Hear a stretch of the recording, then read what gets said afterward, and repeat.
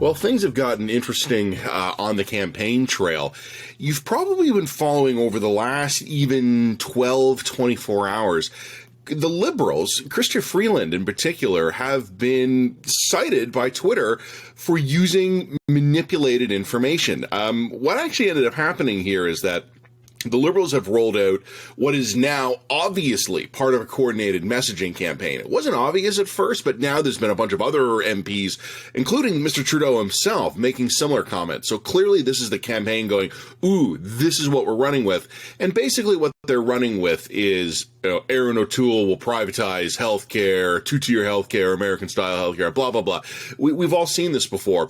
They grabbed some video from the Conservative leadership race in 2020, and they cut out a section of it that the Liberals say, supports their claims on this one. And in the video, Mr. O'Toole is talking about, delivery by private sector partners, private sector efficiencies, synergies, innovation, blah, blah, blah.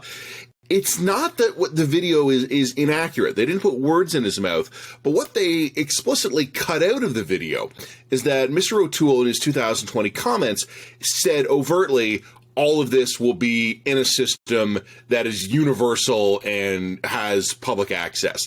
If we want to see that innovation, we have to find public-private synergies and make sure that universal access remains paramount.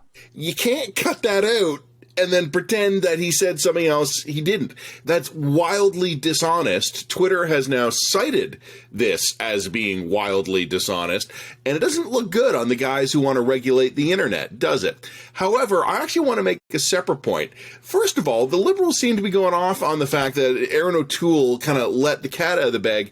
Private healthcare delivery is already part of the system.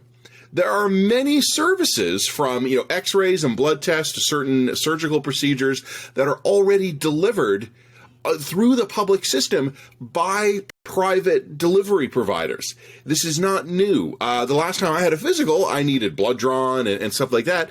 I go to a private sector guy. They bill the government. It's still universal. It's still public access. It's private delivery. And there are examples of that across the country. The other thing, of course, is that Ms. Freeland, in her little Twitter thread where she was attacking Aaron O'Toole, said that Canada has public access where it doesn't matter how much money you have or who you are, you will always have the same access to care. Is she insane? That's the theoretical ideal of the system, yeah.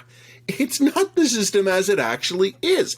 It is a proven fact that there are massive disparities in access to quality care in Canada.